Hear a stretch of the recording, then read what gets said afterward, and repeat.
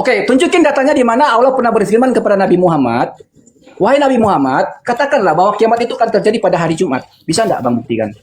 Bukan gitu, itu salah pertanyaannya. Pertanyaannya yang benar begini, Bang. Gimana? Pernahkah Allah, gini yang benar, pernahkah Allah memberikan validasi kita harus percaya kepada Nabi Muhammad dalam segala hal? Nah, itu keren itu kalau begitu.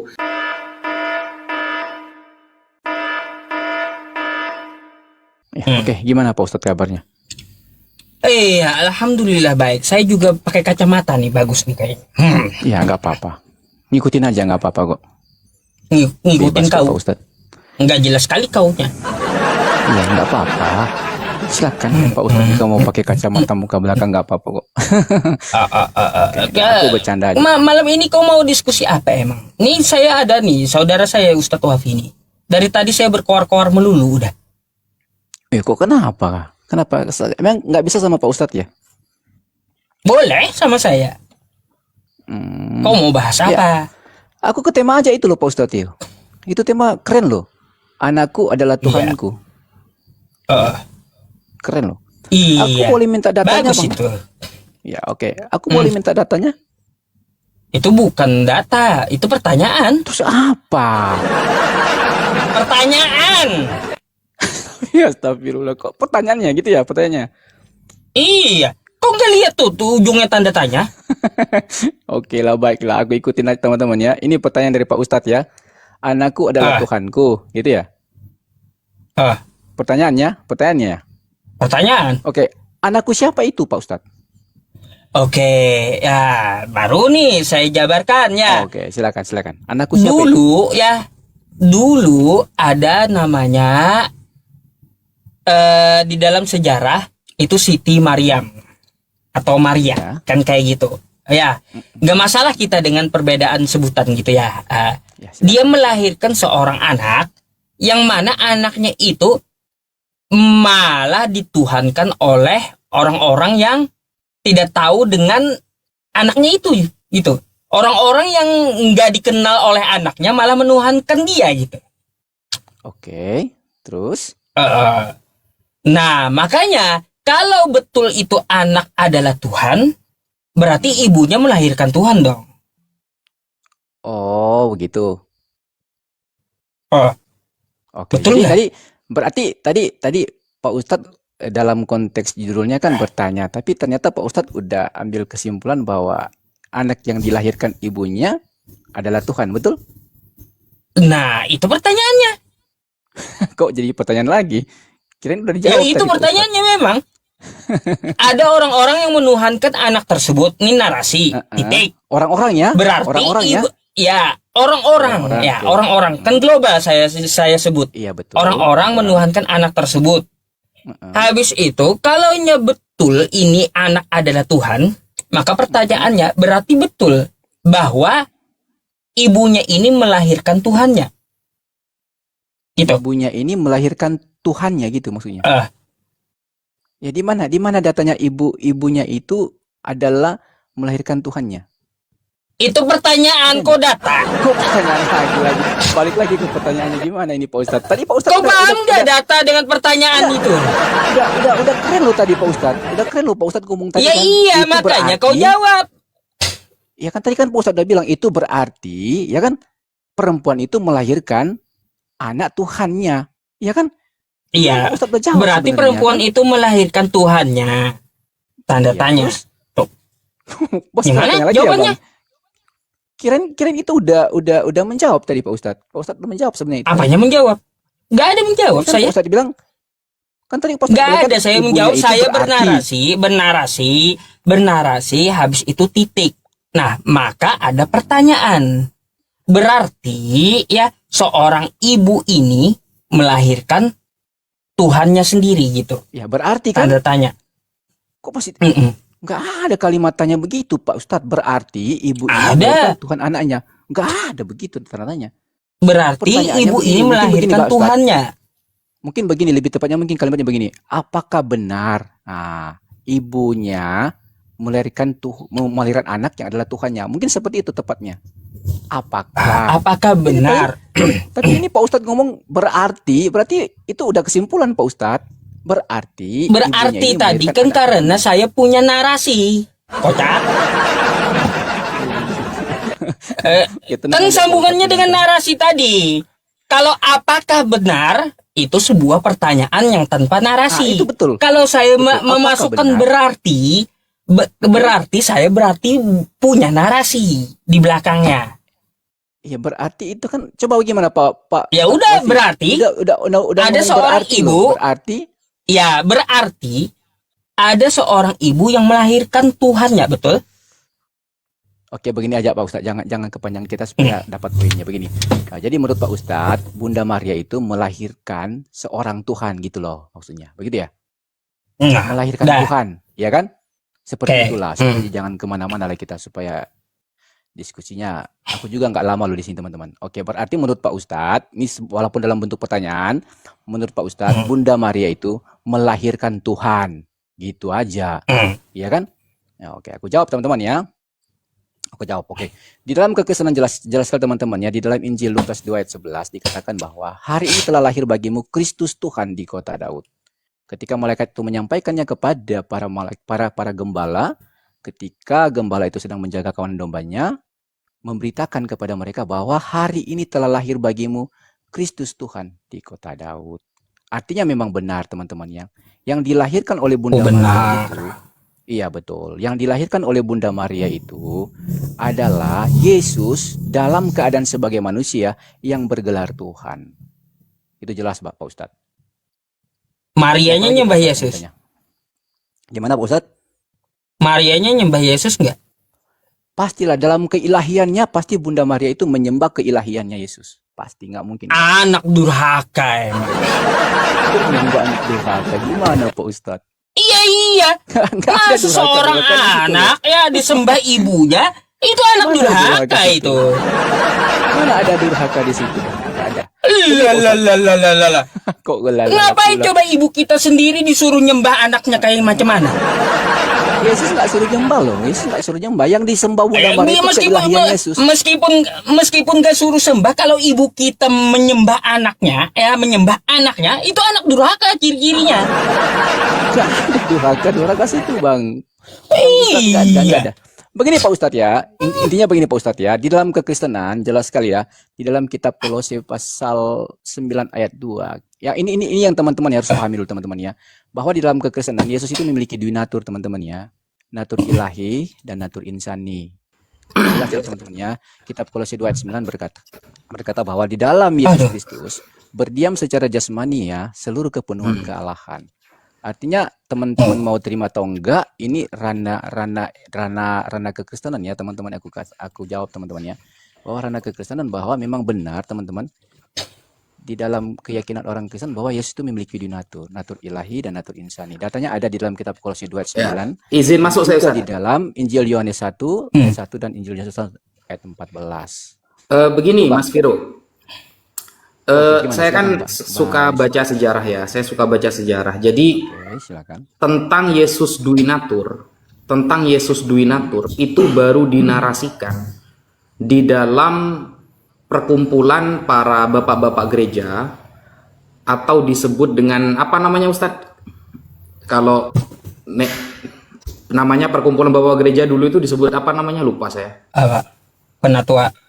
Bukan, perkumpulan untuk menentukan suatu hukum. Kalau di kita kan namanya konsili. Nah, konsili kalau di dalam bahasa kita kan seperti muktamar, ya, muktamar NU, muktamar Muhammadiyah, muktamar para ulama gitu. Kalau di kekristenan kan konsili namanya. Nah, saya pernah membaca bahwa tentang dui natur Yesus itu baru ada dan baru ditetapkan itu di dalam Konsili Kalsedon pada abad 451 Masehi, berarti masuknya abad kelima. Abad kelima. Nah, saya minta data begini Mas Viro, ada nggak sebelum abad keempat kesepakatan bahwa Yesus memiliki dui natur? Ada nggak? Saya pengen data itu sebelum Konsili Kalsedon, karena itu baru ditetapkan ada dui natur ketika di Konsili Kalsedon pada tahun 451. Nah, sebelum Konsili Kalsedon, sebelum abad kelima, ada nggak kesepakatan bapak-bapak gereja bahwa Yesus itu memang memiliki dui natur? Saya minta datanya gitu. Oke, baik Pak Ustadz Wafi. Aku kasih tahu Pak Ustadz ya. Abang Pak Ustadz itu mau minta data di sebelum abad kelima teman-teman ya. Intinya teman-teman begini. Kalau bicara tentang data abad keempat atau paling apa abad ke satu, kedua, ketiga sampai keempat nggak ada teman-teman ya. Karena gini teman-teman, jangankan Dwi Natur teman-teman, ingat ya, jangankan Dwi Natur. Ya kan makna kata Tritunggal aja nggak ada loh teman-teman ya. Ingat ya teman-teman, makna kata Tritunggal nggak ada. Makanya di dalam Alkitab Bang Pak Ustadz ya, mau cari makna, mau cari apa namanya tekstual kata Dwinatur, kata Tritunggal itu mau cari dari kitab Kejadian sampai kitab Maliaki, dari kitab Matius sampai kitab Wahyu nggak ketemu itu Pak Ustadz. Saya agak Nggak ada. minta data di Alkitab. Kalau di Iya, Alkitab oke. Bentar, bentar, kita bentar. sama-sama sepakat ya. Kita sama-sama sepakat bahwa setiap kitab suci tidak akan menyebutkan seluruh masalahnya. Jadi Iya ada yang betul, disebutkan, ada yang betul. tidak. Tapi saya minta data sejarah. Ada nggak pendapat bapak-bapak gereja sebelum konsili Kalsedon yang Sebelum konsili mengakui? abad kelima itu nggak ada Bang. Nggak ada ya, nggak ada. Terus ketika itu menjadi kesepakatan Yesus punya Dwi Natur itu dalilnya menggunakan apa ketika itu, ketika konsili itu? Oke, sebelum itu teman-teman, intinya bagi teman-teman ya. Kita lihat dulu teman-teman ya. Kitab Kolose 2 ayat 9 itu ditulis itu pada abad keberapa, ya kan? Kemudian kitab Injil Yohanes 1 ayat 1 itu ditulis pada abad keberapa? Itu jelas loh, teman-teman ya. Jadi begini Bang Yusuf Wafi ya, Pak Ustadz Yusuf Wafi ya. Begini, dasarnya teman-teman ya, kita memang nggak bisa ya teman-teman, dalam hal ini kekristenan itu bukan berarti tidak mau menggunakan dasar-dasar sejarah teman-teman, bukan ya. Tapi memang itu dibutuhkan teman-teman untuk memvalidasi tentang kebenaran juga di dalam Alkitab kan teman-teman ya. Tapi dalam hal ini teman-teman untuk berbicara tentang makna kata seperti Bang Wifi bilang tadi, minta datanya sejarah di dalam di bawah abad kelima kan tadi kan tentang dinatur, aku udah bilang kan tidak ada kan teman-teman. Tapi kalau kita lihat konteksnya di dalam Alkitab jelas kok Bang Wifi, jelas sekali dalam konteks Alkitab itu ada, meskipun secara tekstual nggak ada ditulis di situ tentang kata dinatur ya, kosakata dinatur nggak ada. Enggak, Tapi ketika untuk konsili memahaminya Ketika konsili Kalsedon itu Bapak gereja itu menetapkan Dwi Natur pakai dalil apa? Ada nggak sejarahnya? ya memang sejarahnya itu yang tadi Pak Ustadz, yang Pak Ustadz udah sampaikan tadi. Tapi kalau bicara tentang di bawah abad kelima, ya sejarahnya jelas ya teman-teman ya, datanya memang harus merujuk kepada literasi yang ada di dalam Alkitab Pak Ustadz. Karena begini Mas, Gimana? itu Kan ini gini, pemikiran saya gimana? begini. Saya kan penasaran ya. Jadi saya itu tidak sedang merendahkan apa enggak, tapi ini memang murni fakta sejarah. Yesus itu sejak dahulu itu disebut dengan logos. Kalau dalam Yunani logos, Betul. tapi kalau dalam Ibraninya itu dafar. Nah, Dafar. sedangkan kalau saya baca Kejadian, di Kejadian 1 nomor 3, Kejadian 1 ayat keempat, Kejadian 1 ayat kelima, itu tidak pernah ada narasi dafar. Padahal berkali-kali Bapa Allah itu, Sang Bapa itu berfirman. Yesus kan dinarasikan firman yang hidup. Tetapi kosakata yang dipakai dalam Yunani menggunakan kata logos. Dalam Ibrani menggunakan kata dafar. Kalau kita buka di dalam Kejadian, tidak pernah ada firman Tuhan itu digunakan dengan Ibrani dafar. Selalu menggunakan amar.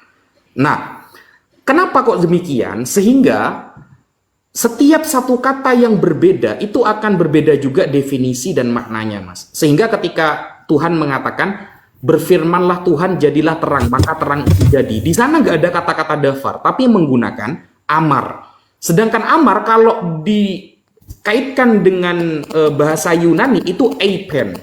Eipen dengan logos itu berbeda. Eipen itu adalah firman amar, sedangkan dafar yang dinarasikan oleh teman-teman Kristen sebagai logos. Nah, jadi posisi Yesus ini sebenarnya logos dalam hal apa? Karena itu sih dalam kosakatanya di Kejadian, bahkan di Perjanjian Lama, tidak pernah ada firman Tuhan dinarasikan logos, itu tidak ada.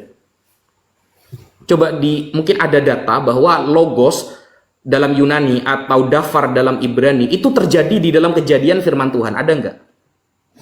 Oke, begini Bang Ustadz Wafi ya. Ini kita bermain kata ya teman-teman ya. Kita di sini udah bermain kata ya teman-teman ya. Tapi intinya begini Bang Ustadz Wafi ya. Kalau kita berbicara tentang makna kata logos, ya kan kita tahu teman-teman ya, di dalam Alkitab kan di kitab Perjanjian Lama itu adalah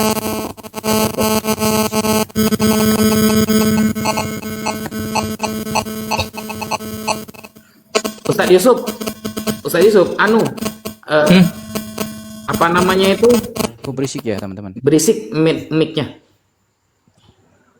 Oke, lanjut bang. Oke, begini Pak Ustadz ya, jelas ya teman-teman ya. Tadi saya Di kekristenan jelas teman-teman ya. Di dalam Alkitab itu kan terdiri dari dua bagian teman-teman ya. Kitab Perjanjian Lama dan Kitab Perjanjian Baru. Kita ketahui bersama bahwa Kitab Perjanjian Lama itu sumber literasi yang originalnya adalah bahasa Ibrani. Sementara dalam Kitab Perjanjian Baru sumber literasi yang original teksnya adalah bahasa Yunani, teman-teman ya. Jelas ya. Makanya kalau kita singgung tentang makna kata logos dalam bahasa Yunani, teman-teman ya.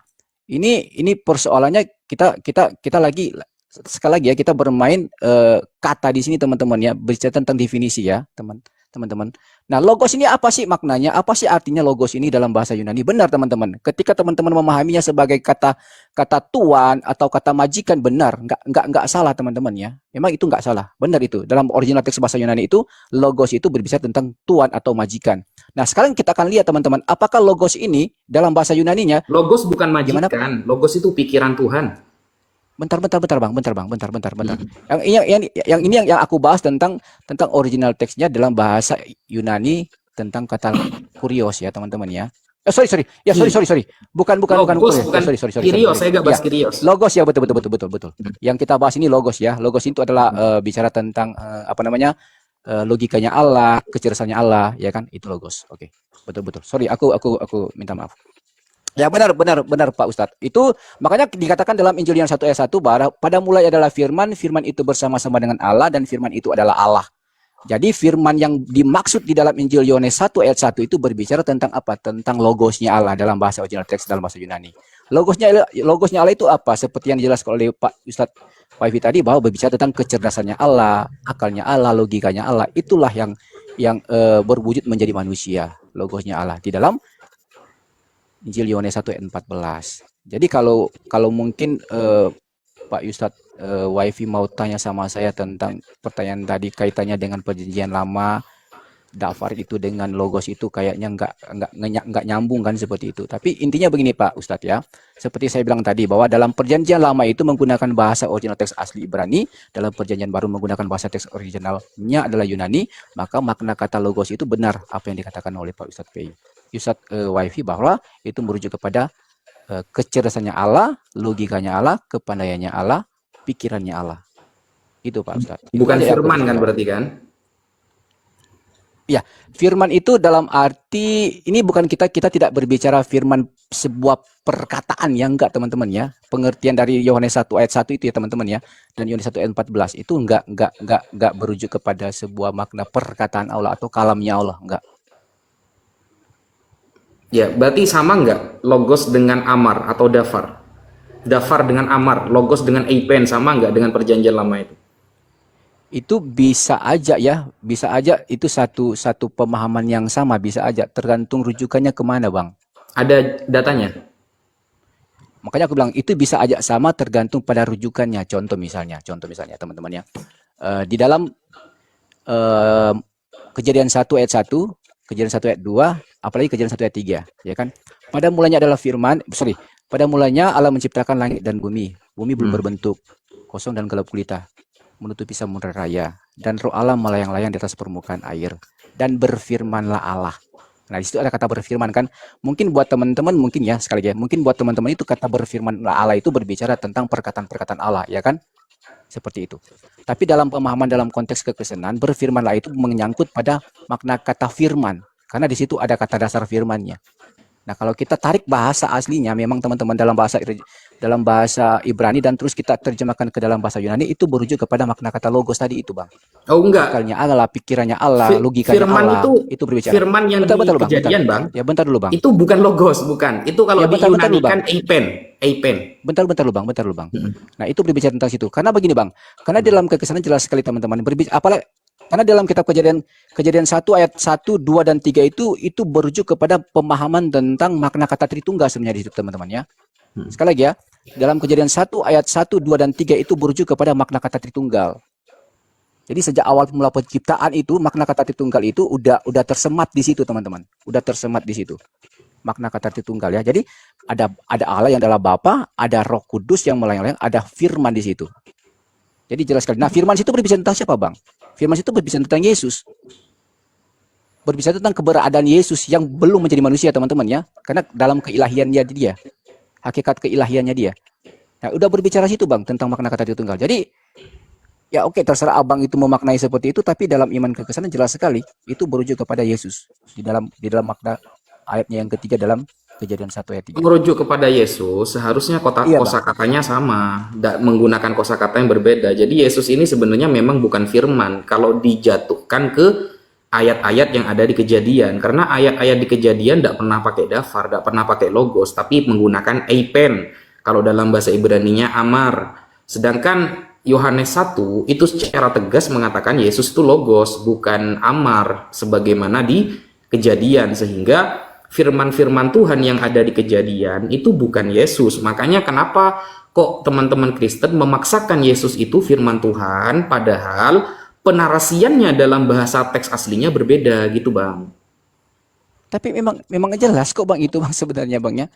Memang oke, kita boleh berbeda di sini, teman-teman, tapi itu memang jelas kok sebenarnya, teman-temannya. Di dalam Injil Yohanes 1 jelas sekali kok, di situ jelaskan lagi kan, teman-teman. Pada mulanya adalah firman, firman itu bersama-sama dengan Allah, dan firman itu adalah Allah. Dan diterangkan juga dalam ayat 14 loh. Firman yang adalah Allah itu, yang adalah logosnya Allah, yang adalah Allah juga itu telah menjadi manusia di dalam pribadi Yesus.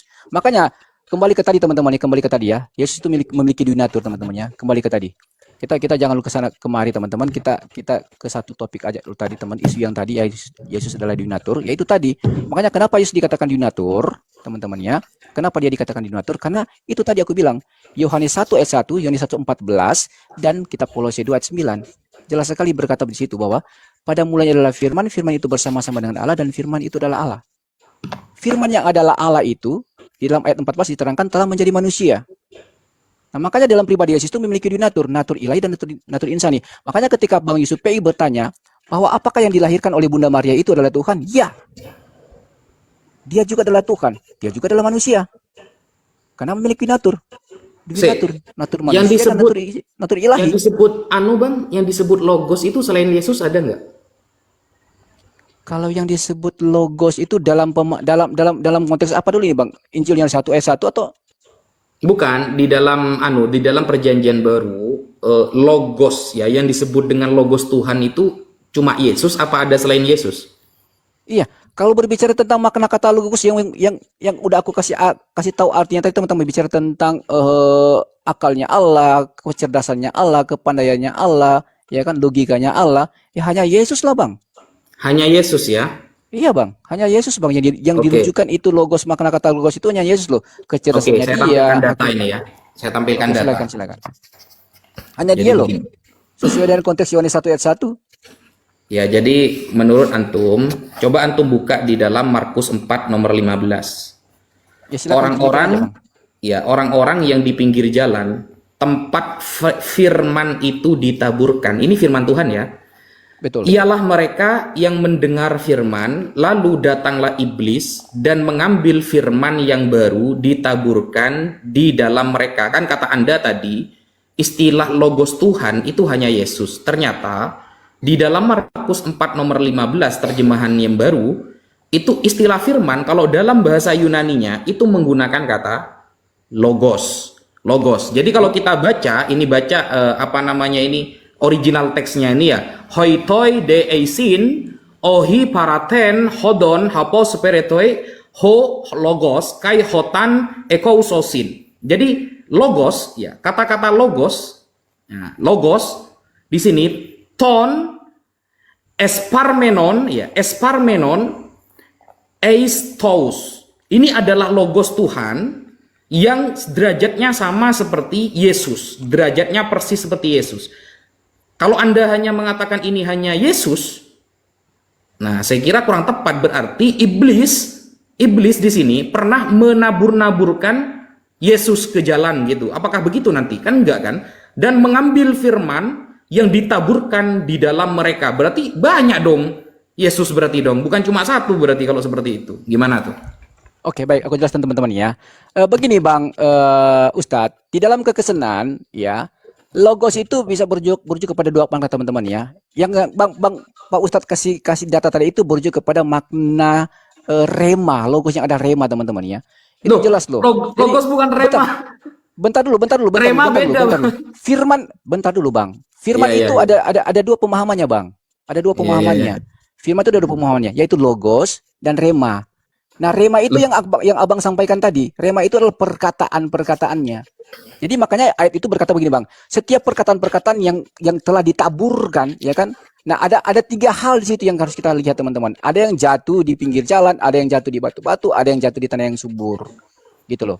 Nah, itu Yesus itu sedang menceritakan situ, sedang memberikan penjelasan tentang makna kata firman yang ditaburkan itu teman-teman ya.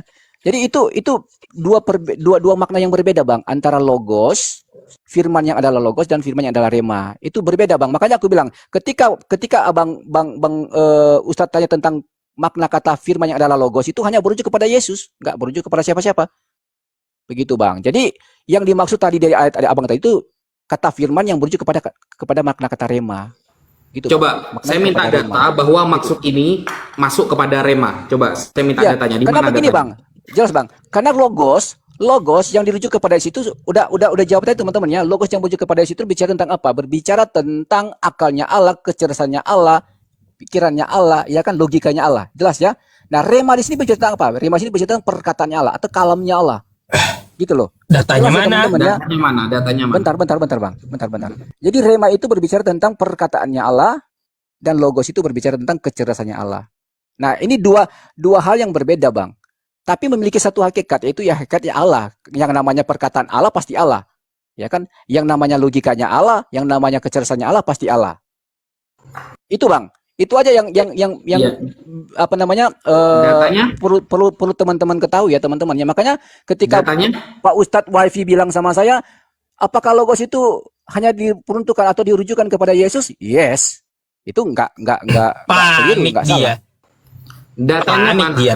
Datanya Oke, bentar ya teman-teman ya. Oke, bentar. Aku Datanya mana? ya, teman-teman ya. Data bahwa Oke, bentar. Markus 4 nomor 15 itu maksudnya kepada rema. Datanya mana? Karena rema Oke, baik. beda jauh. Aku buka ya teman-teman ya. Aku nggak kemana-mana aja lah. Lukas berapa tadi Pak Ustadz? Bukan Lukas. Markus. Markus ya. Bentar. Hmm. Bentar.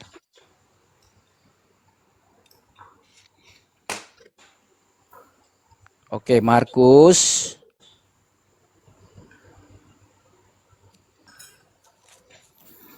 Oke, Markus berapa tadi Pak Ustadz? Izin ya Pak Ustadz ya. Markus pasal 4 ayat 15. Pasal 4 ayat 15. Oke. Aku baca teman-teman ya. Perumpamaan tentang seorang penabur. Oke, ayat 14. Penabur itu menaburkan firman. Ingat ya. Penabur itu Ya, menaburkan firman. coba baca original teksnya Bang, biar kita Bentar, tahu Bang. itu bukan memra gitu. Ini Bang, sebenarnya begini teman-teman ya, ketika kita berdiskusi teman-teman ya, ini yang sering kali menjadi landasan teman-teman berdiskusi sama orang Kristen itu minta original teks, ya kan? Enggak, Pastilah. maksudnya kan Bentar, tadi ya, bentar Anda dulu, Bang, bentar. mengatakan Ya, bentar dulu, logos Bang. yang dimaksud di ayat ini itu memra. Enggak. Itu coba baca original teksnya gitu. Nggak, bentar dulu Bang.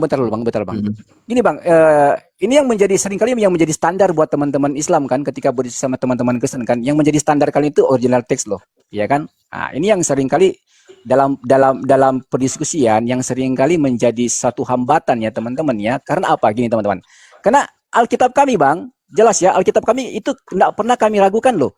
Nggak pernah kami ragukan bahwa Alkitab kami ini bertentangan dengan original teks loh. Ya Makanya nggak apa-apa, itu kan keimanan. begini Bang Wifi, izin Bang Wifi ya. Aku Nggak kalau apa-apa. diskusi Bang Wifi, aku kalau diskusi sama siapapun teman-teman, sama siapapun, aku nggak pernah keluar untuk menjawab setiap pertanyaan teman-teman. Aku nggak pernah keluar dari literasi yang ada di dalam Alkitab. Ya coba ditunjukin ke layar datanya bahwa logos di sini maksudnya memra. Gimana? Oke, bentar. Aku tunjukin ya. Ya. Karena kalau mau baca ini Bang panjang sih sebenarnya teman-teman ya. Aku balikan kamera, aku tunjukin.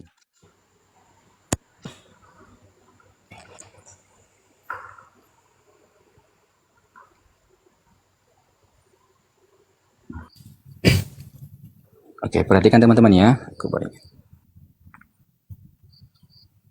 Oke. Ini jelas teman-teman ya. Ini berbicara tentang perumpamaan tentang seorang penabur. Jadi jelas ya teman-teman ya. Oke, sekarang yang ditanyakan oleh Pak Ustadz ya, Ustadz Wafi ini ayat 14-nya, ya kan? Ketutup ini teman-teman. Ayat 14 Pak Ustadz. Oke, penabur itu menaburkan firman. Orang-orang yang di pinggir jalan, tempat firman itu ditaburkan, lalu mereka mendengar firman. Ingat ya sekali lagi ya, mendengar firman. Nah sekarang orang yang mendengar firman itu gimana Bang? Apakah mendengar coba Pak Ustadz kasih pemahaman sama saya. Mendengar firman itu apa? Mendengar firman ini apa sebenarnya? Arti mendengar firman. Apakah bukan mendengar perkataan atau gimana menurut Pak Ustadz? Coba. Ya, Ini mendengar loh, perkataan. mendengar firman. Iya kan? Mendengar firman loh. Membranya mana membranya? Nah, bentar Pak Ustadz. Ini kan aku kan lagi kasih data Pak Ustadz ini pakai Alkitab, Bible dalam dalam terjemahan LAI loh. Iya Makanya iya aku kan yang udah bilang sampean pakai majalah siapa ya pakai Bible lah maksudnya itu Ya, ini lagi aku pakai Anda Alkitab saya, mengatakan kok. firman itu membra itu mana di sana mana data yang Ini gitu firman yang merujuk bukan firman yang merujuk kepada perkataan yaitu remanya ini loh. Perkataannya. Nah, sekarang ketika orang mendengar firman itu apa? Apa yang mereka dengar kalau bukan perkataan? Coba Anda buka logika Anda.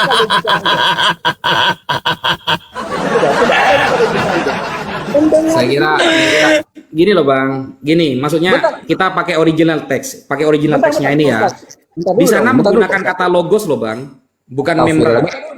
Ya bentar dulu dong. Ini lagi. Makanya begini teman-teman. Ya makanya ketika diskusi sama kalian, kenapa sih kalian itu nggak mau mengakui dalam Alkitab kami yang telah diterjemahkan ini loh? Kenapa? Apa alasannya? Masalahnya di situ? Enggak, karena gini Bang, Indonesia itu kosakata Indonesia itu lebih sedikit daripada kosakata orang-orang Timur Tengah, daripada kosakata Yunani. Itu Indonesia lebih sedikit Bang, sehingga menentukan firman ini bermakna rema atau logos atau dafar itu kita harus merujuk kepada teks aslinya dulu. Ternyata setelah kita melihat teks aslinya ayatnya itu menggunakan logos bukan memra bukan eipen. Kalau pakai Yunani seharusnya kalau ini memra di sini di Yunaninya seharusnya tertulis eipen Bang bukan logos gitu loh. Begini aja. Oke. Sekarang Pak Ustadz coba pahami ini mendengar firman ini apa? Ini loh, mendengar firman ini apa?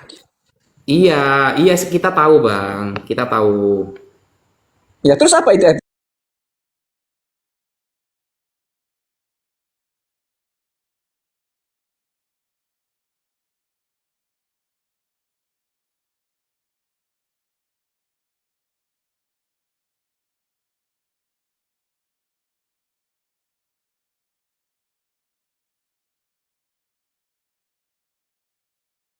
Ya, mana tunjukkan Bang, mana memranya gitu loh. Izin Pak Ustadz ya. Makanya aku bilang kalau aku nggak mau percaya dengan data dalam Alkitab ini, ya kan? Kalau aku ragu dengan data Alkitab ini, ya kan? Bagaimana mungkin aku bisa kasih data ini kalau aku ragu dengan perkataan ini loh? Saya kira Anda akan menunjukkan data bahwa yang dimaksud dalam Markus 4 nomor 15 firman itu adalah memra, ada datanya. Kalau cuma data seperti itu kita bisa sama-sama buka semua Bang gitu loh. Bang begini Bang, logikanya Bang Ustadz, izinnya Bang Ustadz ya. Aku izinnya. Logikanya Pak Ustadz begini Pak Ustadz. Ini data kami loh, referensi kami yang valid ini loh. Ini data kami loh. Untuk menjawab kalian itu dengan data ini aku rasa udah cukup untuk menjelaskan sama kalian loh. Aku rasa Karena jelas sekali kok. Ini udah jelas sekali kok di sini. Aduh, gimana sih teman-teman? Iya, Ini mendengar firman kok. Iya nggak apa-apa lah, nggak apa-apa. Iya, ya anggaplah gitu, nggak apa-apa. Tapi memang mendengar kok. Ini bukan melihat. Iya. Mendengar. Kenapa? Ya nggak apa-apa kalau memang itu Anda anggap data yang akurat, yang keren ya sudah. Makanya begini teman-teman. Tadi kan kita bahas sebenarnya tentang apa yang diisukan oleh Pak Ustadz Yusuf PI kan tadi ya. Anakku adalah Tuhanku. Berbicara tentang Yesus tadi kan. Makanya tadi gini teman-teman yang kayaknya Pak Ustadz Yusuf PI kan itu kasih pertanyaan sama saya tentang tema ini, sebenarnya aku mau apa namanya, mau kejar terus tema ini sebenarnya. Anakku adalah Tuhanku gitu loh. Karena ketika aku lihat temanya ini keren loh untuk didiskusikan ini loh. Anakku Nggak adalah apa-apa. Tuhanku. Iya kan? Kalau Anda oke lah, misalnya tema ini, ada nggak data bahwa Maria pernah menyembah anaknya? Ada datanya? Oke. Aku kasih lihat teman-teman ya. Anda bicara tentang secara eksplisit Maria menyembah Tuhan atau menyembah anaknya, nggak ada. Anda mau cari di dalam Nggak ada ya.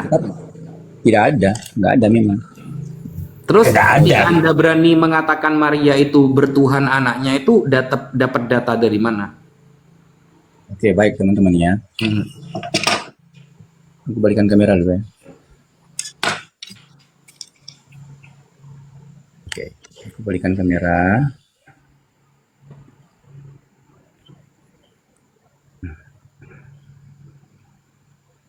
Bentar ya teman-teman. Oke. Sekarang teman-teman, ketika Pak Ustadz Wafi bertanya kan teman-teman, adakah datanya secara eksplisit Bunda Maria itu menyembah Yesus, ya kan? Secara eksplisit aku bilang nggak ada datanya di dalam Alkitab kami Bunda Maria itu menyembah Yesus, nggak ada. Tapi kalau kita berbicara tentang apakah Bunda Maria tahu Yesus itu adalah Allah, Yesus adalah Tuhan, ya kan? Ada. Datanya ada di dalam kitab Lukas, dikatakan begini bang, dalilnya begini.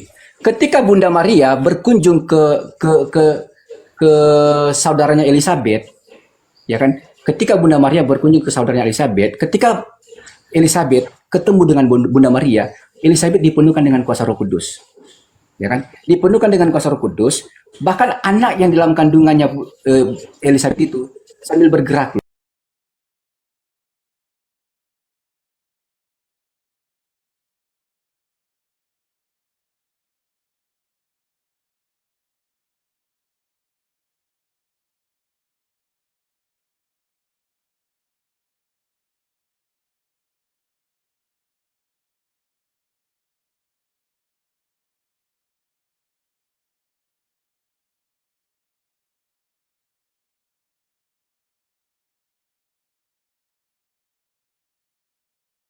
Ketika Bunda Maria mendapatkan wahyu dari malaikat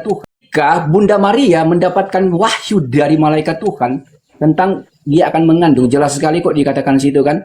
Engkau akan mengandung, dalam Injil Matius, Injil Lukas juga di dalilnya ada di situ loh. Injil Matius 2 dan Injil Lukas 1 juga ada jelas sekali tentang kelahiran Tuhan Yesus ya teman-teman ya.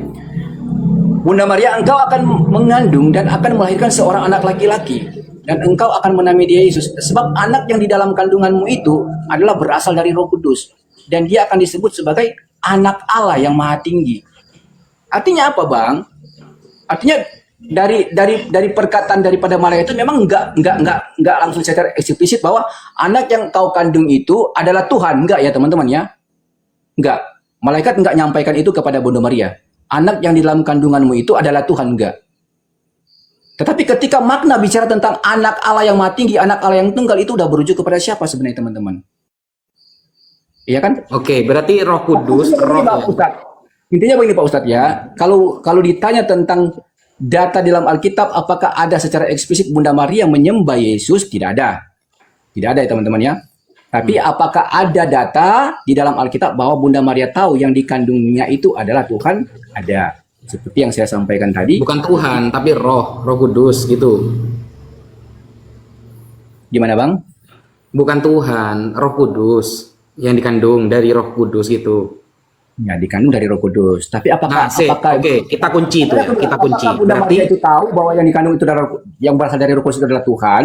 Dia tahu dari apa? Dari pengakuan daripada si Elizabeth tadi. oke, kita kunci kalimatnya. Kita kunci kalimatnya. Berarti Bunda Maria tahu ya.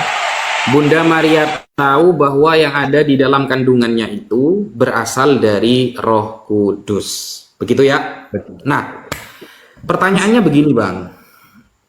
Saya tahu bahwa Yesus, Bunda Maria, Elizabeth, dan saat itu adalah orang-orang Yahudi yang mengikuti syariat Nabi Musa. Kan waktu itu kan mengikuti syariat atau aturan Taurat. Nah, Saya minta data, Mas, bahwa Roh Kudus itu adalah Tuhan. Ada nggak di Taurat, di pemahaman Yahudi, bahwa Roh Kudus itu adalah Tuhan? Di dalam Taurat ya? Di dalam Kan Perjanjian Baru. gini, Bunda Maria orang Yahudi, Yesus orang Yahudi, Elizabeth hidup di aturan Musa. Nah, pernah nggak Musa menerangkan bahwa Roh Kudus itu Tuhan gitu loh? Nggak pernah, nggak ada. Nggak ada. Pernah Musa itu adalah Allah. Nggak pernah. Nggak Nggak ada ada. literasi. Terus Ya, nggak ada literasi. Memang nggak ada, Bang. Nggak ada di situ. Musa sedang menjelaskan Roh Kudus itu adalah Allah. Nggak ada. nggak ada. Terus sejak kapan Roh Kudus itu dinarasikan sebagai Allah? Sejak kapan? Oke, kalau Anda bicara tentang sejak kapan Roh Kudus itu dinarasikan sebagai Allah itu dalam Perjanjian Baru, Bang. Baru ada di Perjanjian Baru. Di ayat mana awal mula dia Roh Kudus itu dianggap Tuhan itu awal mulanya di ayat mana? Oke, aku kasih tahu teman-teman ya. Oke. Di sini teman-teman ya, Allah itu adalah roh, teman-teman ya. Oke. Aku kasih datanya di dalam Yohanes 14 ayat Bukan 24. Allah itu adalah roh, bukan Bang, tapi Roh Kudus. Kan Ya. yang bersaksi di surga kan 3 tuh dalam Bible kan? Bapa, Anak, dan Roh Kudus. Nah, Roh Kudus ini sebagai Tuhan itu siapa yang pertama kali menarasikan gitu loh? Oke, kan Bang, gini Bang, logikanya begini Bang. Apakah roh Allah itu bukan Roh Kudus? Iya kan? Allah itu adalah roh. Allah itu bukan Roh Kudus. Itu dibantah nanti Bang. Dibantah Coba, oleh Yohanes 3 nomor 34. Nggak apa-apa teman-teman, nggak apa-apa. Enggak, Apa-apa, coba buka Yohanes 3 nomor 34, ayat 34. Dibantah sama itu nanti. Bentar. Oke.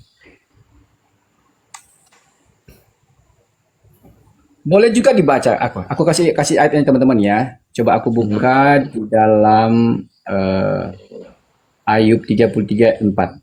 Oke, aku baca di dalam Ayub 33:4 teman-teman ya. Enggak, tapi kalau aku baca Pak Ustadz, aku balikin kamera teman-teman ya. Kok Ayub katanya Perjanjian Baru yang mau dibaca? Bentar. Nanti aku kasih lagi loh. Oke. Tadi kan Pak Ustadz kayaknya nggak mau terima juga kan tadi ayatnya tadi. Ya kan? Oke. Oke, bentar ya. Tapi aku sebenarnya lebih kecondong mau kasih ke Pak Ustadz ini di dalam Yohanes 4 ayat 24 gitu loh. Aku baca dulu Yohanes 4 ayat 24 ya supaya aku nggak keluar dari apa yang aku sampaikan tadi bahwa aku harus buktikan di dalam Perjanjian Baru kan tadi kan. Oke. Yohanes 4 ayatnya yang ke-24. Oke. Ayatnya ke-24 apa sih bunyinya teman-teman ya? Perhatikan teman-teman. Ayat 24. Allah itu roh dan barang siapa menyembah dia harus menyembahnya dalam roh dan kebenaran. Jadi jelas sekali teman-teman ya, Allah itu adalah roh. Makanya aku bilang sama Pak Ustadz tadi kan, Allah yang adalah roh itu berarti kalau Roh Kudus itu dirujukan kepada siapa sebenarnya kan? Udah jelas kok sebenarnya di situ teman-teman. Tapi aku coba lagi kasih ya, ada tanya teman-teman ya, coba. Aku kasih lagi data di dalam. Oke, 1 Korintus 3 ayat 17. Bentar ya.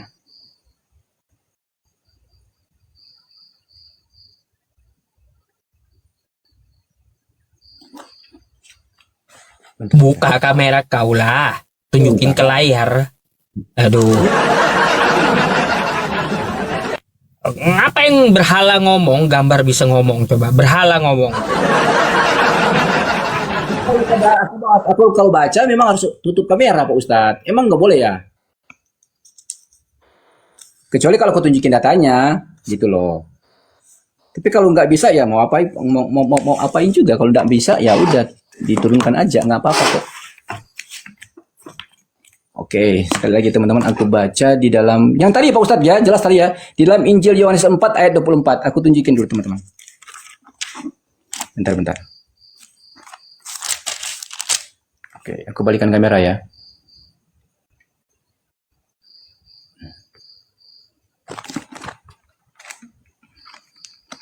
Ayatnya yang ke-24. Oke. Ini ya teman-teman ya. Ayatnya yang ke-24. Ini teman-teman. Kok nggak kelihatan ya teman-teman? Ini ya. Allah itu roh. Ini teman-teman ya. Allah itu roh, dan barang siapa menyembah dia harus menyembah dalam roh dan kebenaran. Ini loh Bang. Itu Makanya Yohanes. ketika bentar. Ya Yohanes dong. Yohanes 4 ayat 24. Allah itu roh. Dan barang siapa menyembah dia harus menyembahnya dalam roh dan kebenaran. Coba nitip Bang, Yohanes 3 ayat 34 dibukain Bang. Oke, aku buka ya teman-teman ya. Yohanes 3 ayat berapa Bang? Ayat 34. Coba dibacain Bang. 4. Oke. Kesaksian Yohanes tentang Yesus ayat 34. Sebab siapa yang diutus Allah, dialah yang menyampaikan firman Allah. Karena Allah mengaruniakan rohnya dengan tidak terbatas. Kecil, berarti semua nabi Tuhan nanti itu. Nah, itu salah Bang. Itu pemaknaannya salah. Siapa yang diutus? Sekarang saya tanya, Musa diutus Allah apa enggak? Betul, diutus Allah. Iya, dapat Roh Kudus juga. Berarti Tuhan juga gitu. Arti makna dari kata mendapat Roh Kudus itu Bang, mendapatkan sesuatu yang lebih dari, sekali lagi ya, yang lebih dari manusia biasa loh. Ya, Gitu loh. setiap ya, itu setiap kata-katanya ya. Jadi setiap yang diutus Allah, dialah yang menyampaikan firman Allah, karena Allah akan memberikan rohnya dengan tidak terbatas. Jadi roh Allah itu banyak, gitu loh. Yang kita pahami, roh Allah itu banyak. Jadi setiap orang yang diutus itu dapat roh Allah semua, dapat Roh Kudus semua. Apakah semua rasul berarti Tuhan? Kan enggak, gitu. Enggak. Itu aja Abang udah jawab sebenarnya. Apakah semua nabi itu adalah Tuhan? Enggak kok. Kan Abang udah dapat jawab. Roh Kudus juga semuanya. Gimana? Karena makna itu Bang, makna memberikan Roh Kudus itu artinya memberikan kuasa, memberikan, artinya gimana sih? Kok masa sekelas Ustadz Wafi kok nggak ngerti tentang itu pula? Contoh misalnya, aku mirroring sedikit ya, mirroring. Contoh misalnya dalam iman Islam, ya kan? Ini dalam iman Islam loh. Aku mirroring sedikit teman-teman ya, izin ya.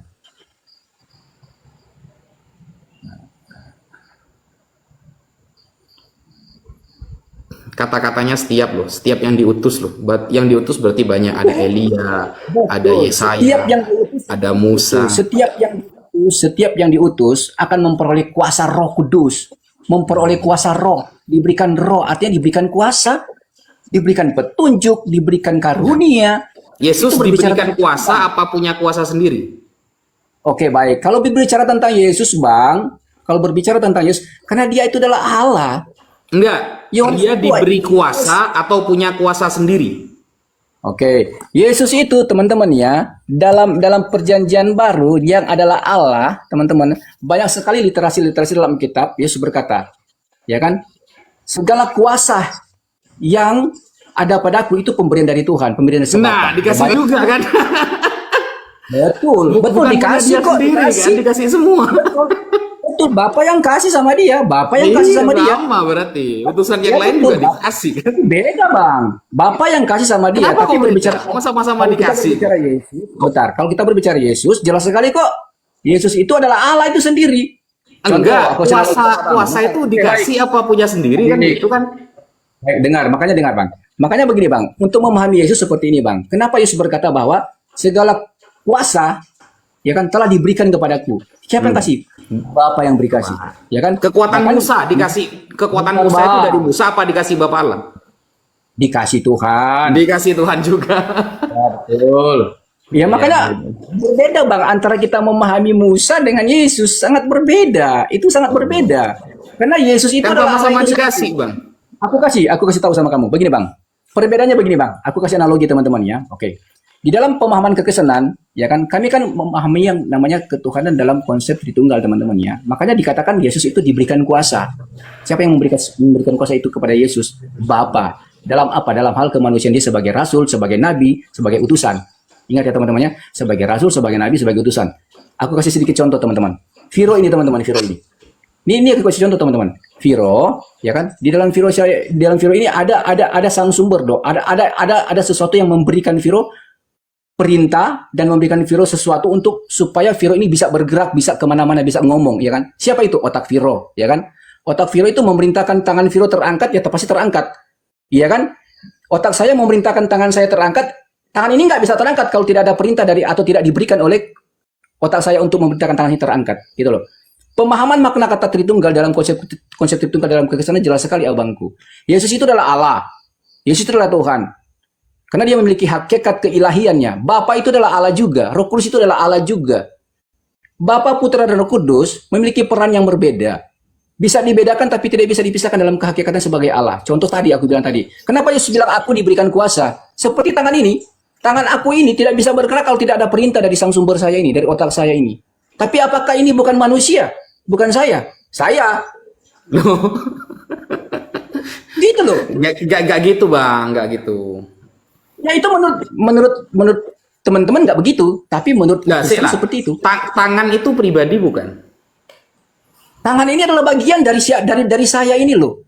Pertanyaannya pribadi bukan? Bentar bang, ini aku lagi nggak jelaskan teman-temannya kalau Viro ini Tuhan nggak ya? Aku nggak. Enggak. Itu kan hanya permisalan. Analogi apapun, Permisalan bentar, kan? analogi. Sabar dulu.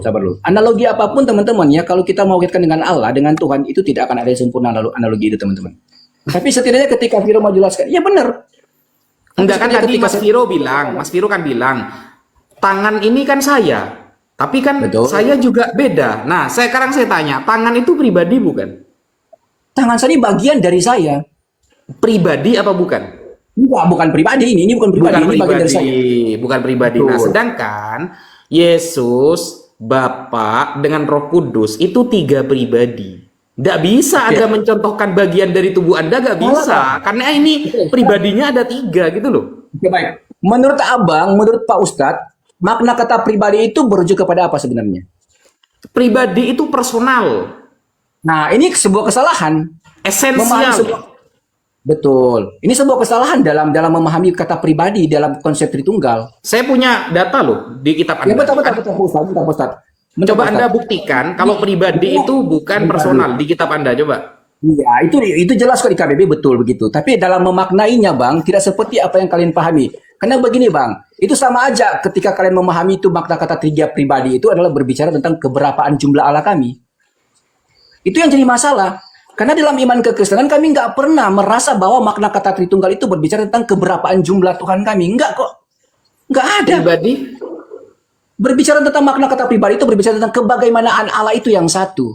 Makanya aku bisa menjelaskan tadi dengan kok menggunakan istilah pribadi? Sabar dulu Bang. Gimana? Bentar dulu dong. Makanya aku begini Bang. Ketika aku menjelaskan tentang makna kata Tritunggal itu yang berbicara tentang kebagaimanaan Allah yang esa itu, yang satu itu. Jadi makna kata Tritunggal itu bukan berbicara tentang keberapaan jumlah Allah, bukan.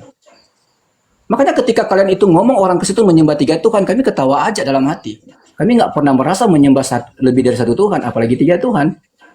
Gitu loh. Karena maknanya jelas, kami memahami makna kata Tritunggal itu jelas. Itu bukan berujuk kepada angka, bukan. Bukan berujuk kepada person, bukan. Bukan berujuk pada oknum, bukan. Bukan, Datanya? tapi berujuk kebagaimanaan Allah itu. Kebagaimanaan Datanya? Allah seperti ya jelas itu datanya jelas sekali kok berbicara tentang Allah itu firman itu adalah Allah.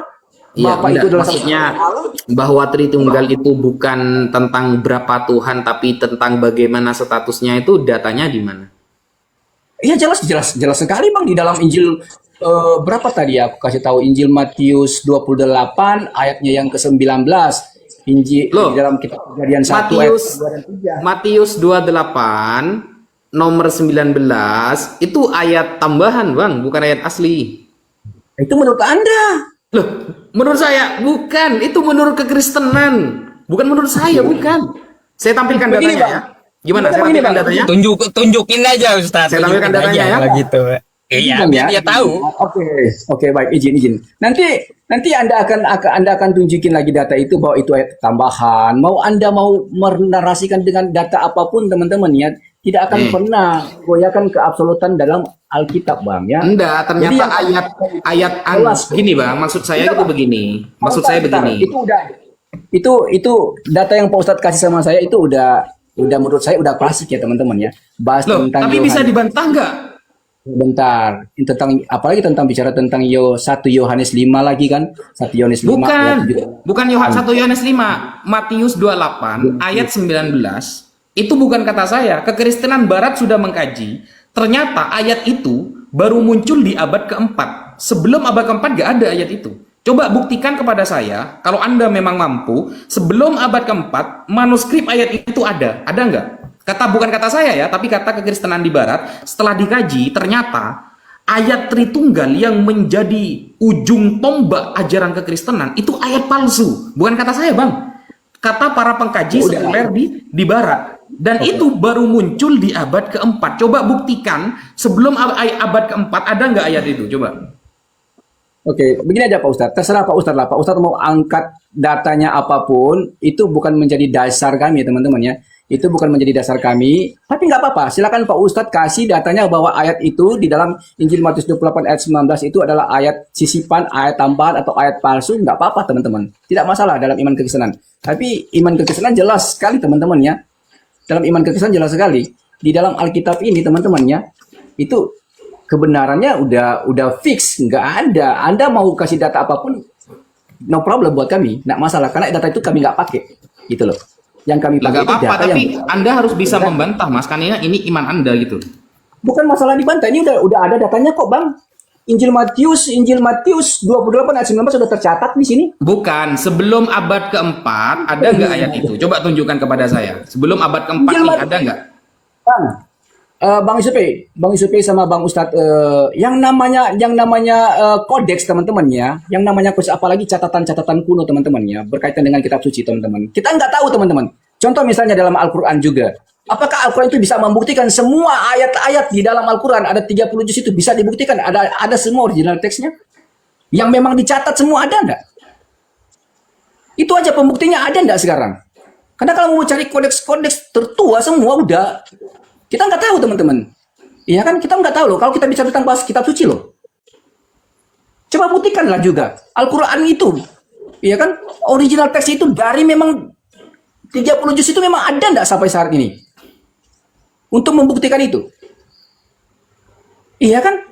Makanya sama aja Pak Ustadz. Ada. Kok ada pula? Ada. Mau kau kutunjukkan nanti? Ada. Nih, Ya, coba tunjukin ya. semua. Oke baik, tunjukin semua.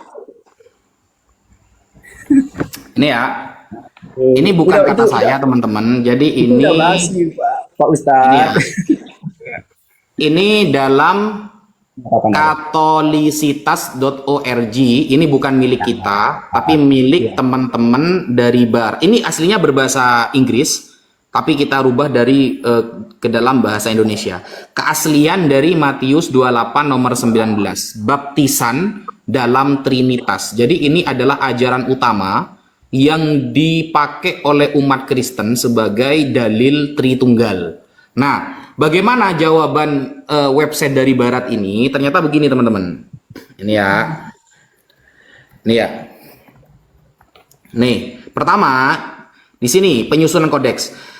Kita tahu bahwa tidak ada naskah asli dari seluruh Alkitab yang asli yang masih tertinggal. Sudah gak ada semua. Naskah aslinya sudah gak ada. Termasuk kitab Matius. Nah, kitab Matius yang dituliskan dalam bahasa Ibrani, mungkin Aram, masih diragukan, tidak ditemukan aslinya. Namun, kita mendapatkan kitab Matius dari kodeks tertua, dari Alkitab yang kita kenal saat ini, seperti kodeks Vatikanus. Vatikanus abad keempat. Adalah dari abad keempat baru ketemu. Gitu loh. Kesenjangan waktu dari abad 1 sampai abad keempat disebabkan karena Kaisar ini ya, Diocletian pada tahun 303 memerintahkan untuk menghancurkan dan membakar seluruh kitab suci. Nah, berarti kitab abang pun semuanya, bukan hanya Matius bahkan ya, semuanya itu baru ada di abad keempat ya. Karena semuanya dulu dibakar, katanya seperti itu. Nah, dengan demikian maka untuk mengatakan bahwa Matius 28 nomor 19 bukanlah menjadi teks asli, tidak akan dapat dibuktikan secara absolut kebenarannya. Jadi gak mungkin bisa dibuktikan ini, kebenaran ayat ini. Gak bisa. Kenapa? Karena memang yang asli sudah gak ada bang, gitu. Baru ada di Vatikanus, kan begitu kan? Coba abang cari pembandingnya bang, ada nggak pembandingnya? Nah, gini aja Bang, kalau untuk dalam hal itu teman-teman ya, sekali lagi aku jelaskan, aku kasih jawaban teman-teman ya, aku tetap kasih jawaban yang sama, nggak akan berubah jawaban saya teman-teman ya.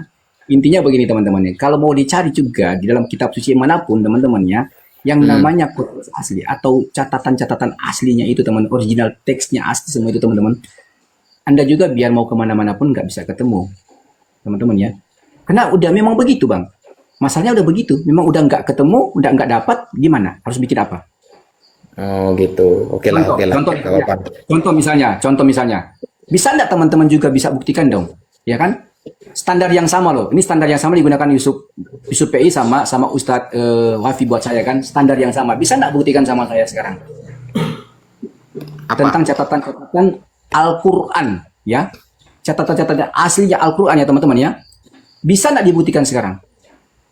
Semua dari juz pertama sampai juz 30. Bisa nggak? Catatan asli ya teman-teman ya. Kalau bisa gimana? Ya kalau bisa Ya, ya. kalau bisa gimana? Anda berarti hebat kalau bisa membuktikan data Loh aslinya. enggak, kita kasih perjanjian. Misalnya, kalau cuma seperti itu ya. Misalnya saya bisa membuktikan asli. Iya, Ustaz. Ini kan waktunya Pak Ustaz buktikan. Ini tantangan Viro loh buat kalian berdua kan. Gini Mas Viro, bagi kami Mas Viro, umat Islam itu sudah biasa membuktikan kayak gitu tuh sudah biasa. Jadi saya sekarang menantang Mas Viro, misalnya saya sekarang membuktikan ya manuskrip di abad Rasulullah tentang Al-Qur'an ada. Gimana kalau begini? Gimana kalau begini? Kita apa namanya itu ya? Kita main cantik saja begini. Anda nggak bisa tadi membuktikan. Kalau Islam bisa membuktikan, ya Islam Anda bisa membuktikan. Anda bernadar atau Anda berjanji mentransfer kepada Ustadz Yusuf 2 miliar gimana? Astagfirullah. Emang aku harus jual ginjal? Gimana? Emang harus jual ginjal gitu baru transfer 2 miliar? Gimana ini? Oh, begini Bang, Pak Ustadz begini. Untuk menyampaikan kebenaran, apalagi dalam kebenaran Islam, teman-teman ya, apalagi Iya. ini udah salah. Anda udah keliru. Bentar gini. Anda udah keliru. Apa, Gini, Pak kalau Ustadz? Di sini. kami bisa menunjukkan aslinya Al-Quran keseluruhan, apa gitu konsekuensinya? Ayo. Pak Ustadz, ini sebuah kebenaran bukan dipertaruhkan loh, bukan diperjualbelikan loh. Ingat ya. Enggak, saya tidak sedang memperjualbelikan. Saya hanya ingin menunjukkan bahwa Islam itu bisa membuktikan semuanya gitu loh. Gimana sih? Terbukti loh, Ustadz Wafi udah ngomong tadi loh, ditransfer 2 miliar loh sama Ustadz PI. Gimana ceritanya ini? Iya, untuk perjuangan agama lah, karena beliau punya yayasan begitu loh. Masa kebenaran di dalam sebuah ajaran Islam itu harus seperti itu Karena ya? ini mahal, Bang. Ini mahal. Kenapa saya katakan mahal? Begini, Aduh. sebuah kitab suci, ketika tidak bisa dibuktikan keasliannya, itu bisa meruntuhkan paham semuanya, gitu loh, Bang. Oke, sekarang aku tanya sama Pak Ustadz lah. Kitab suci Al-Quran pertama-tama ditulis di mana? Di Mekah lah. Masa di Oke. Sunda, di Madura? Dengan Nggak media mungkin. apa? Dengan media apa ditulis? Dengan media apa ditulis? Dengan media apa? Apanya dengan media apa? Kan ada sekretaris. Nggak ngerti kayaknya maksudnya nih. Ya sekretaris menulis, tapi dengan menggunakan media apa? Ya banyak lah, ada perpah, Maksudnya apa tuh, Bang? kurma, ada batu, Bukan yang seperti ada itu, yang kurma kulit itu ada nggak? unta, kan begitu. Yang kulit unta, kulit kurma sekarang buktikan sekarang ada enggak? Kalau ada gimana? Ya silakan buktikan. Itu aja kok. Nah, kalau cuma seperti itu ya, Astaga. Bang, Gimana Pak Ustadz ini? saya akan membuktikan itu. Harus Satu, buktikan dong sekarang. ya, Coba. gini Bang, saya membuktikan itu kepada Mas Viro yang dari tadi gak jawab pakai data sama sekali. Dari tadi Ini apa Pak Ustadz? saya minta data Apa ini nggak dong? ada. Ya kalau cuma seperti itu saya ada Quran yang zaman sekarang, Bang. Saya Iya, aku udah ada. kasih tahu datanya. Gitu. Makanya aku kalau diskusi Pak Ustadz, aku Kalau nggak cuma mau kemana-mana. Alkitab yang tahun sekarang, Bang, saya juga ada Alkitab tahun sekarang ada, Al-Quran yang tahun sekarang ada, gitu loh. Oke, sekarang Pak Ustadz buktikan aja sama Viro lah. Buktikan sama Viro lah. Mana catatan-catatan yang asli itu, coba tunjukin aja. Nggak apa-apa kan Viro bisa tahu. Siapa tahu kan Viro dapat hidayah. Gimana sih ini Pak Ustadz? Nggak perlu, jangan. Kalau seperti Mas Viro ini jangan masuk Islam, bahaya. Karena Mas Viro ini Oke. nggak ada kitab Oke, aslinya saja bisa beriman, bahaya Kalau nggak itu. bisa buktikan itu. Oke, baik. Kalau nggak bisa buktikan itu, aku boleh bertanya satu hal. Apa? Tafadhol. Aku boleh diizinkan bertanya? Karena gini, Oke, Bang. silakan. Oke, aku bertanya ya Kita teman-teman ya. kita Oke. kita membuktikan Al-Qur'an yang asli itu bukan di live ini saja. Jadi kita sudah sering ngobrol Udah, seperti tinggalkan ini, sudah sering. udah, Jadi Baik. Abang, kalau Mas Viro, kalau lihat di YouTube kita ya, YouTube kita perdebatan selama 5 tahun, itu kita sering menunjukkan manuskrip itu, Bang. Gitu loh. Jadi sepertinya Mas Viro ini pemain Oke, baru kita- kayaknya. Oke, tinggalkan itu Pak Ustadz, tinggalkan itu. Aku nggak mau bahas lagi itu, tinggalkan. Tapi bolehkah aku izin bertanya? Gimana? Oke, tinggalkan yang tadi, yang asli original teksnya tinggal. Aku bertanya teman-teman ya. Oke. Coba Pak Ustadz jelaskan sama saya Al-A'raf 187. Ya, coba dibaca, Bang. Ya, kan Abang jelaskan aja lah. Al-A'raf itu 87 masa Abang nggak tahu? Katanya menghafal kan? Iya, kan Intinya begini. Kan Anda yang bertanya. Bawakan dulu datanya. Baik. Dalilnya Kayak saya tadi dalilnya loh, saya dalilnya kurang lebih- bertanya, saya tunjukkan data. Oke, baik. Iya, baik. Dalilnya kurang lebih begini loh. Tolong dikoreksi kalau virus saya lah, salah ya. Dalilnya kurang lebih begini. Ketika ada yang bertanya kepadamu, wahai Nabi Muhammad, perihal tentang kiamat, maka katakanlah kepada mereka bahwa kiamat itu hanya sepengetahuan Tuhanmu lah yang tahu, ya kan? Atau Tuhan Muhammad yang tahu, ya kan? Karena di dalamnya huru hara, ya kan? Bahkan sampai 2 kali loh Allah itu memberitakan kepada Nabi Muhammad, katakanlah kepada mereka bahwa perihal tentang kiamat itu hanya sepengetahuan Allah yang tahu, ya kan? Artinya itu sebuah apa? Menurut saya sebuah catatan penting buat Nabi Muhammad untuk tidak memberitahukan tentang kiamat. Oke. Karena memang Terus? kiamat itu hanya sepengetahuan Allah yang tahu, tidak seorang pun yang tahu, gitu loh. Setuju nggak, Bang? Itu. Ya, Kalau terus? saya salah, tolong dikoreksi ya. Iya, nggak apa-apa. Terus pertanyaannya Nggak apa, salah Bang? kan? Pertanyaan saya, Bang, hadis riwayat Muslim 854. 854. Coba kita buka ya. Sahih Muslim ya. Ya, oh, Sahih Muslim Sahih Muslim 54. 54. Oke. 854.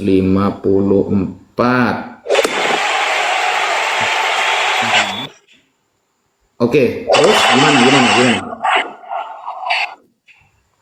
Ya, Pak Ustaz langsung jelaskan aja dulu lah itu ya. Sahih Muslim 854. Iya, terus? Udah? Oke. Gini Pak Ustadz ya, Al-A'raf 187 perihal, bahkan kalau kita baca tafsir wazirnya, jelas sekali loh. Perihal tentang hari kiamat itu hanya Allah Subhanahu wa taala yang tahu, tidak ada yang tahu. Semua hanya Allah Subhanahu wa taala yang tahu.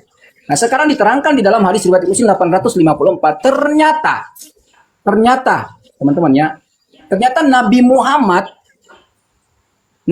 tahu tentang hari kiamat. Ingat ya, hari kiamat.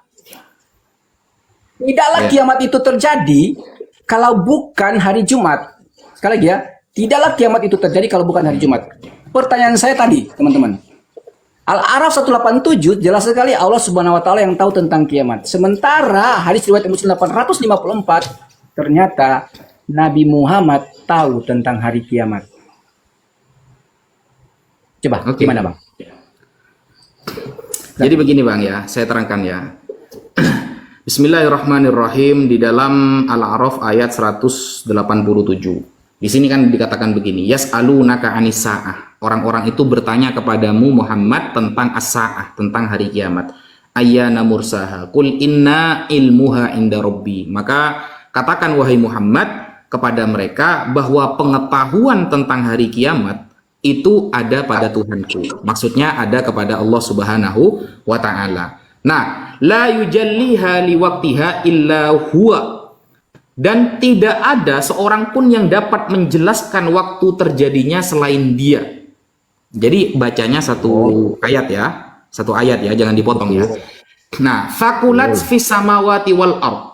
Kiamat itu sangat berat-berat, huru-hara makhluk yang ada di bumi dan di langit itu akan terjadi huru-hara. Jadi, ketika Anda membaca ayat ini cuma separuh, Mas, cuma separuh, hanya inda robbi, kiamat hanya tahu tentang dari Tuhanku, lalu ada hadis Nabi Muhammad tahu hari Jumat, itu akan bertentangan kalau baca separuh. ya. Tapi kalau baca lengkap ayatnya ini ya, la yujalliha liwaqtiha illa huwa.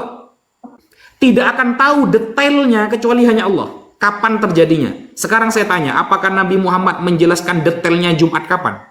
Tahun berapa? Baik. Baik. Kan enggak. Bang, Gitu loh. baik. Bang, apakah sebuah kepastian itu hanya milik Allah? Iya, jelas. Maulah ya, cuma Allah ya. Sebuah Ya. kepastian itu cuma milik Allah. Sekarang Iya. pertanyaan saya, kiamat terjadi hari Jumat, pasti enggak hari Jumat? Iya, Jumat kapan? Kan kita nggak tahu. Bukan persoalan kapan, tapi Jumatnya pasti enggak hari Jumat atau Oh kata iya, lain begini. Jumatnya iya, Bisa enggak Jumatnya iya. kiamat itu terjadi Sabtu? Bisa enggak terjadi jika kiamat itu Sabtu, Minggu, Senin, Oh bisa, Selasa, kalau Rabu, Allah Kamis? berkehendak Bisa enggak bisa terjadi diganti. itu? Bisa diganti kalau Allah berkehendak. Enggak, sesuai dengan ayat itu, Bang. Bang, sesuai dengan dalil itu loh. Dalil itu yang ngomong loh. Hadis riwayat Muslim 854 itu sahih loh. Iya kan? Ya, iya bang, kan Rasulullah ngasih taunya hari Oke, Jumat, baik. tapi kan tidak dikasih tahu detailnya kan Jumat kapan? Pasti ya, Bang ya? Oke. Iya. Itu pasti, tapi Jumatnya pasti kan? Pasti Iya, kan? terus? Bukankah sebuah kepastian itu hanya milik Allah? Loh, tapi kan itu dari Allah bang. Oke, tunjukin datanya di mana Allah pernah berfirman kepada Nabi Muhammad, wahai Nabi Muhammad, katakanlah bahwa kiamat itu akan terjadi pada hari Jumat. Bisa enggak Bang buktikan?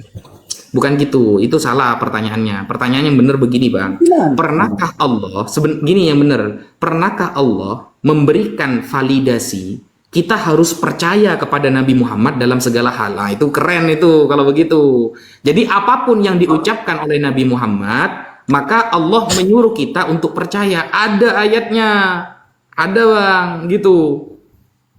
Banyak ayatnya. Begitu. Itu banyak Bang, aku tahu itu ayatnya banyak loh. Lah, Aku tahu banyaknya. kan Itu sudah banyak. selesai kalau gitu. Sekali.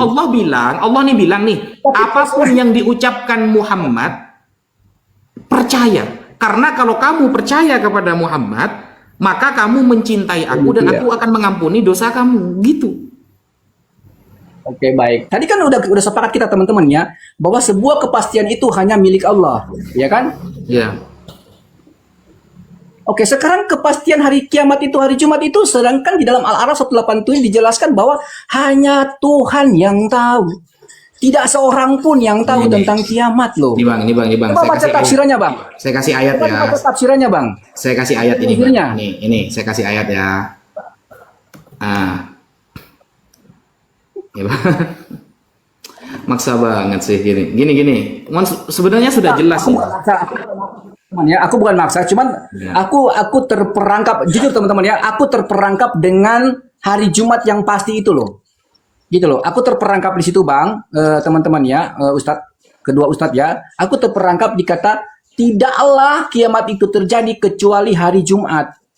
Itu masalahnya. Artinya udah kepastian itu loh hari Jumat. Tidak mungkin kiamat itu terjadi Sabtu, Minggu, Senin, Selasa, Rabu, Kamis. Itu sesuai dengan keterangan hadis.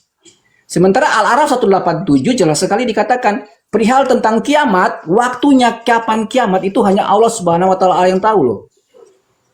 Ini bang. Saya Itu kasih loh. ayat. Sebuah kepastian itu hanya milik Allah. Itu maksudnya. Ini bang.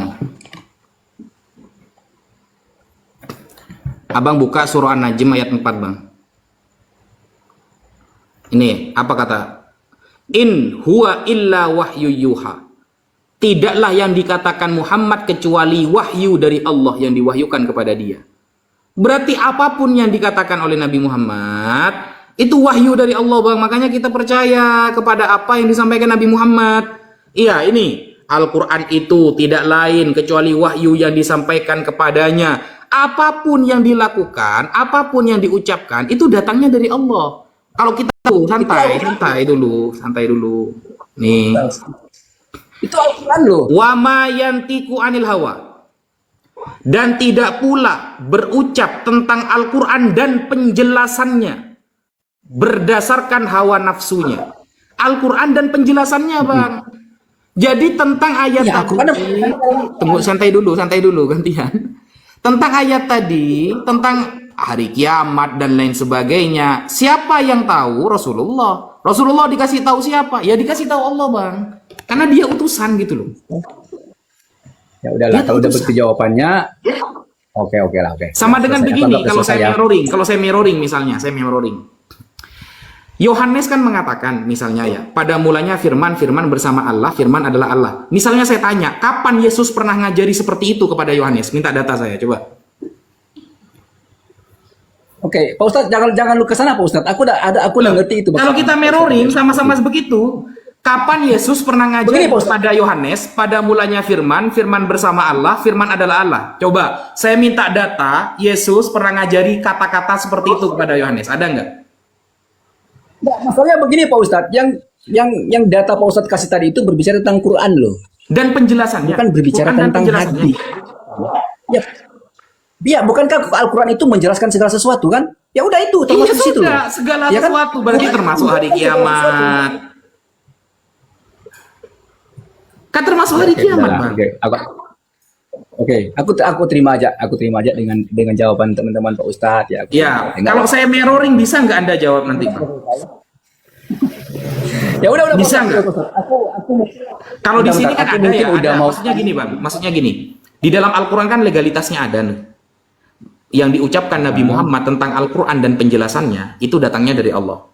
Penjelasannya berarti tentang hari kiamat, tentang datangnya kiamat, tentang orang-orang munafik, tentang orang-orang beriman, tentang umat-umat terdahulu. Itu kan penjelasannya di Al-Quran semua.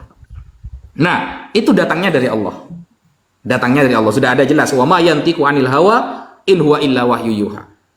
Ada, legalitasnya dari Allah ada untuk ikut Nabi Muhammad. Sekarang saya minta, pernahkah Yesus mengatakan, ikutilah Markus, Matius, Lukas, Yohanes, agar kalian tahu terhadap Tuhan? Kan tidak pernah. Atau saya kasih pertanyaan sesimpel tadi, kapan Yesus pernah ngajari Yohanes, pada mulanya firman, firman bersama Allah, firman adalah Allah, lalu firman itu turun menjadi manusia. Kapan Yesus pernah ngajariku kepada Yohanes? Saya minta datanya, coba. Ya, aku jawab aja teman-teman ya. Aku jawab buat teman-teman. Ya. 2 Timotius 3 15 sampai 17 Loh, kok dan 2 Timotius? Petrus. Bentar dulu dong. Kalau lagi mau jawab, katanya Saya mau minta pakai data. Yohanes. Kok lari ke Timotius? Iya kan harus kasih pembuktiannya begitu teman-teman. Lah, Nggak Timotius boleh, sama nggak Yohanes boleh. beda Makanya zaman, Bang. Betul. Tapi begini aja Pak Ustadz. Saya minta Yohanes. Menurut Pak Ustadz, Yohanes Ya, aku pernah tanya dulu. bilang Ya, aku tanya bahwa dulu. diajari Yesus seperti Aku itu. tanya dulu. Bentar aku tanya dulu lah. Aku tanya dulu Pak Ustadz. Pak Ustadz, menurut Pak Ustadz itu Yohanes siapa? Yohanes itu Menurut yang murid Yesus. sepengetahuan Pak Ustadz. Murid Yesus. Yohanes itu siapa? Siapa? Murid Yesus. Kalau murid Yesus itu berarti dia dengar langsung dari Yesus, dia saksikan langsung dari Yesus, ya kan? Kan yang nulis Yohanes. Iya, mana datanya bahwa karena gini Bang, tulisan 1 Yohanes Oke, ayat datanya. 1 sampai ayat 14 itu hanya ditulis Yohanes. Yang muridnya Yesus banyak. Kenapa kok hanya Yohanes yang nulis itu? Gitu loh. Saya minta bukti. Ya memang karena cuma Yohanes yang nulis di situ. Emang harus Ya paksakan itulah mereka semua. pertanyaannya. Sama Kenapa begini, Bang. Matius, Markus, Lukas gak nulis, bahkan Paulus gak nulis? Kenapa ikut Gimana cuma sih, Pak Yohanes? Ustadz? Pak Ustadz, yang namanya kita, aku, Pak Ustadz di SUPI, ketika Data menulis saja. sesuatu, Nggak usah penjelasan, coba data saja. Kayak saya itu loh. Saya menunjukkan data kan. Coba data saja. Kapan Ya, Yesus data dong. pernah ngajari Yohanes pada mulanya firman, firman bersama Allah, firman adalah Allah. Coba data saja. Nggak usah penjelasan, Bang. Kalau penjelasan Bentar, nanti kemana-mana nanti. Data. Bentar. Tunjukin data Bentar, saja. Pak Ustadz. Nih, Pak Ustadz, justru bahkan tadi Pak Ustadz ketika menunjukkan datanya itu tidak membuktikan bahwa data itu merujuk kepada perkataan di dalam hadis riwayat Muslim 854. Enggak. Karena itu tujuannya rujukannya kepada Quran. Ingat ya, kepada Quran dan Dan penjelasannya. penjelasannya. Ya, Nah, penjelasannya. Tema Bukankah tentang Al-Quran kiamat itu ada adalah- nggak di dalam Al-Quran? Gimana Bang? Tema kiamat ada nggak di dalam Al-Quran? Kiamat ada dalam Quran, tapi cuma Allah Ya, Subhanahu wa taala. penjelasannya itu, seluruh penjelasannya ya datang dari Allah gitu loh. Aduh, Abang gimana sih ya Bang? Bang, penjelasan yang Abang kasih data tadi itu menjelaskan tentang apa? Tentang perkataan-perkataan Nabi Muhammad yang berkaitan dengan Quran dan penjelasan-penjelasan penjelasannya. dalam Quran. Ya, penjelasan sudah. dalam Quran. Tema kiamat ada nggak dalam Al-Quran? Keluar dari Quran. Tema Nggak, kiamat ada nggak dalam Quran? Kan ada kan? Ada Al-Araf 87. Berarti Karena itu penjelasan udah setiap jelaskan loh. tentang kiamat itu datang dari Allah, Bang. Gitu loh. Jadi begini, Bang, bedanya Islam dengan Kristen begini. Kalau di dalam Islam, Allah punya validasi. Allah sudah menvalidasi ikuti Nabi Muhammad dalam segala hal. Ada. Nah, tapi di dalam Kristen, Yesus tidak pernah bilang, ikutilah Yohanes, ikutilah Matius, ikutilah Markus, ikutilah Paulus, untuk kalian agar tahu siapa tentang diriku. Tidak ada validasinya. Jadi, kita mau membenarkan tulisan Yohanes, kita mau membenarkan tulisan Matius, Markus, gak bisa, karena Yesus tidak pernah mengesahkan tulisan itu, gitu loh. Pak Ustadz, memang nggak ada satu dalil pun dalam Alkitab Yesus memerintahkan kepada kami, ikutlah Yohanes, ikutlah Markus, ikutlah Matius, ikutlah Yohanes. Validasinya dari siapa berarti tulisan mereka itu? Yang menvalidasi siapa berarti? Itu Yesus, bukan Yohanes, bukan Paulus, bukan. Ya, terus yang mengesahkan tulisan-tulisan itu siapa berarti? Yang mengesahkan tulisan itu jadi kitab suci siapa? Ya itu tadi memvalidasi. Tadi aku bilang sama Pak Ustadz, Yohanes itu siapa? Iya, Yohanes itu? yang mengesahkan tulisan mereka jadi kitab suci siapa berarti? Ya udah jelas sekali. Aku baca teman-teman. Siapa? Makanya aku mau kasih tahu. Tadi Pak Ustadz mau terima. Siapa yang mengesahkan tulisan Paulus misalnya jadi kitab suci siapa? Nggak mau terima. Bentar dulu. Tadi aku mau kasih datanya, Pak Ustadz nggak mau terima. Ya, coba. 3, 15, Yang mengesahkan tulisan mereka itu jadi kitab suci siapa? Coba. Pak Ustadz nggak mau terima. Oke, baik. Coba, 2 Timotius 3, keluarkan 15 dan datanya, 17 bahwa segala sesuatu yang ditulis. Aduh, Gimana? datanya lagi. Aduh, udah dikasih. Ntar aku buka teman-teman. Yang ya. mengesahkan Aku baca aja tulisan teman-teman di sini, teman-teman itu ya. jadi kitab suci.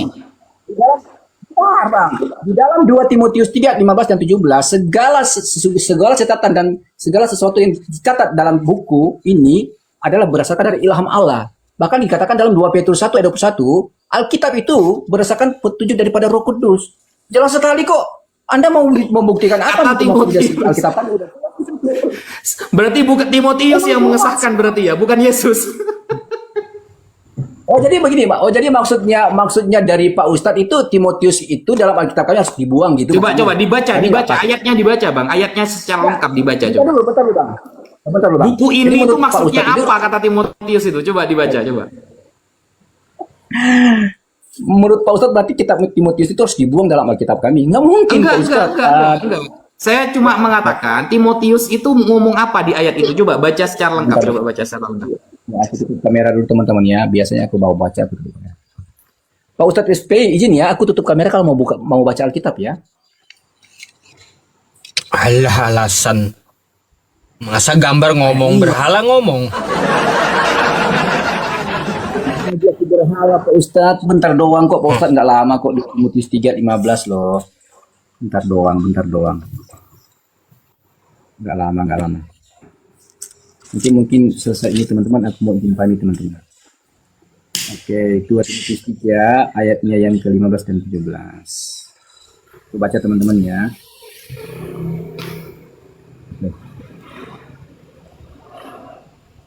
Oke. Ingatlah juga bahwa dari kecil engkau sudah mengenal kitab suci yang dapat memberi hikmat kepadamu dan menuntun engkau kepada keselamatan oleh iman kepada Kristus Yesus. Ayat 16. Segala tulisan yang diilhamkan Allah memang bermanfaat untuk mengajar, untuk menyatakan kesalahan dan untuk memperbaiki kelakuan dan untuk mendidik orang dalam kebenaran. Mana itu pengesahannya itu? Bismillah, Pak Ustadz. Mana ini kok disambung-sambungin? Yang ditanya apa, jawabnya apa. Kenapa kali ini? Kenapa? Ayo, kenapa? Ada apa? Pada pertanyaan saya itu ya, siapa yang mengesahkan tulisan Paulus, Yohanes, Matius, Markus sebagai kitab suci? Mana pengesahannya dari Yesus, dari Bapa Allah? Sudah baca Timotius gak bilang gitu lagi. Oke, baik dengar ya, perhatikan teman-teman ya. Ini perlu di open cam untuk tunjukin datanya teman-teman. Oke, aku open cam, tunjukin datanya. Oke. Perhatikan teman-teman ya. Di dalam ayatnya yang ke-15 sampai dengan ayat yang ke-16, perhatikan ini loh.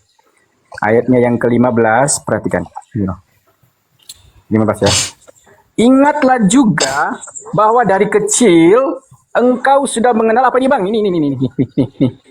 Nih, Kitab suci apa? Kitab suci. Ya, astagfirullah. Ini apa yang aku pegang ini, Bang? Ini apa yang aku pegang ini? Waduh. Gimana sih? Aduh. Kalau nyebutin kitab begitu suci aja langsung nggak Bible ada. gitu. Coba gini. Ya. Timotius itu hidup di Bentar. abad keberapa? Dan Bible Bentar terkumpul dulu, di Pak abad Ustadz. keberapa Ini coba? Belum selesai loh. Belum selesai loh, Pak Ustadz. Ngawur. Belum. Ngawur. Kau gimana? Padahal Kok ngawur? Timotius ya, Timotius Ingat itu lagi. hidup di abad keberapa, Bang? Bentar dulu, Coba Pak saya Ustadz. tanya, Timotius Ini itu hidup di abad keberapa coba? Pak Ustadz, ini untuk memvalidasi loh Kok kebenaran bisa ini loh. Timotius Ini tahu loh. Bible itu loh? Bentar. Bible belum ada, Pak Bang. Ustadz. Sabar dulu, Pak Ustadz. Ini loh. Ini aku kasih data lagi teman-teman ya. Ini. Perhatikan. Ingatlah juga bahwa dari kecil engkau sudah mengenal kitab suci yang dapat memberi hikmat kepadamu dan menuntun engkau kepada keselamatan oleh iman. Kepada siapa ini teman-teman? Iman kepada Yesus Kristus, ayatnya yang ke-16. Segala tulisan yang diilhamkan siapa ini? Jangan ketawa dong. Ini lihat dulu ini. Apa datanya ini? Ustadz. Aduh, gimana Pak Ustadz ini? Aduh, Mas, dikasih data sekarang saya tanya, Timotius itu hidup di abad keberapa, Mas? Lagi nggak kasih data. Aduh, Ya coba, ya udahlah. saya nanya, Timotius hidup di abad keberapa? Bentar, udah Pak Ustadz. Kayaknya aku nggak mau lanjut dulu sekarang ini teman-teman ya kan. Loh. Udah. Ini di mana? Mau kemana kau? Mau kemana? Kau mau kemana, Piro? Mau kemana kau? Masa orang hidup di abad pertama menghukumi kitab di abad keempat? Aduh, jauh kali, Pak jauh Ustadz, kali. izin Pak Ustadz ya. Coba Pak Ustadz ingat tadi pertanyaan Pak Ustadz. Kiro, tunjukin dan buktikan, ya kan, memvalidasi di Injil Yohanes itu siapa, ya kan? Ini loh, aku kasih datanya. Injil Yohanes itu ditulis Makanya aku abad bilang tadi, keberapa? kalau sabar dulu. Jangan dipotong dulu dong. Jangan Iya. dipotong dulu. Jadi menurut Pak Ustadz, kalau sertakan tahunnya, bentar dulu, jangan biar dipotong kita dong. percaya gitu. Ya sabar dulu dong Pak Ustadz, sabar dulu. Jadi menurut Pak Ustadz, ketika dengan standarnya Pak Ustadz itu berarti otomatis 2 Timotius ini dibuang aja lah, Viro. Apanya? Bukan dibuang, sudah macet dia. Macet dia langsung. Macet Jangan dipakai seperti itu, Viro, itu. karena nggak membuktikan apa. Nah ini orang ini diskusi kayak begini, nggak mungkin lah. Ini Alkitab kami ini udah bisa menjawab setiap pertanyaan kalian loh, benar. Loh, Tapi udahlah, yang Pak Ustadz, dimaksud ya, Timotius mungkin aku mau kitab izin. suci itu apa, bro? Dia hidup di abad keberapa? Injil Yohanes itu ditulis di abad keberapa? Kan nggak nyambung, Mas. Nanti kita sambung lagi. Intinya udah jelas aku kasih buktinya bahwa Apa aja segala kata yang ditulis di dalam kitab suci. Ini kitab suci loh, kitab suci Kau Berarti termasuk Kau mau Al-Quran berarti. kemana? Termasuk Al-Quran berarti. dari Allah. Ilham Allah. Tidak ada yang bisa bantai itu, Bang. Yang bisa bantai itu ya cuma teman-teman Pak Ustadz PI sama Ustadz Wifi ya. Intinya aku udah kasih bukti sama kalian berdua. Iyalah, gak apa-apa lah, gak apa-apa lah. Tapi kayaknya jadi PR tadi loh, Pak Ustadz. Aku jadi PR tadi buat Pak Ustadz lah. Data yang Pak Ustadz kasih tadi itu nggak merujuk kepada apa yang dikatakan Nabi Muhammad di dalam hadis riwayat Muslim 854. Itu merujuk Terserah, kepada Al-Quran ya. Oke. Al-Quran Makasih ya Pak Ustadz ya. penjelasannya. Iya. Ya oke, Pak Ustadz minta maaf jika salah-salah kata. Pak Ustadz PP, aku minta maaf jika salah-salah kata. Aku pamit ya teman-teman ya. Izin. Ini di Manado ini udah mau jam 1 teman-teman. Oh, udah jam 1 bahkan. Iya. Terima kasih ya, Pak Ustadz PP ya.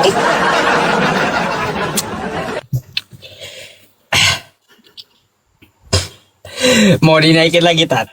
Udah, Tat. Saya mau pamit lah. Mau istirahat. Ya baiklah ya. Mungkin sebelum istirahat ada yang mau disampaikan, silakan. Ya intinya begini teman-teman. Masa kalau Al-Quran itu validasinya ada bahwa dzalikal kitabul la raiba fi hudal lil muttaqin.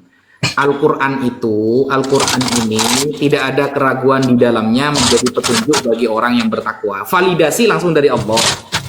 Validasi pengesahan untuk ikut Nabi Muhammad langsung dari Allah. Lah dia pakai Timotius, sudah bahasanya rancu, kitab suci. Ini kitab suci mana maksudnya kan? Timotius itu hidup di abad keberapa? Injil Yohanes, Matius, Markus, Lukas itu baru puluhan tahun setelahnya gitu loh. Belum ada waktu itu Bible itu. Ini kan kalau dipaksakan seperti itu ya sudahlah. Kalau menurut mereka itu ilmiah ya tafadhol, gak apa-apa. Kalau menurut mereka itu sudah keren ya gak apa-apa sih. Tapi kalau menurut kita ya itu anak SD bisa teman-teman. Anak SD bisa kalau menurut kita gitu loh. Ya itu dulu bagi saya.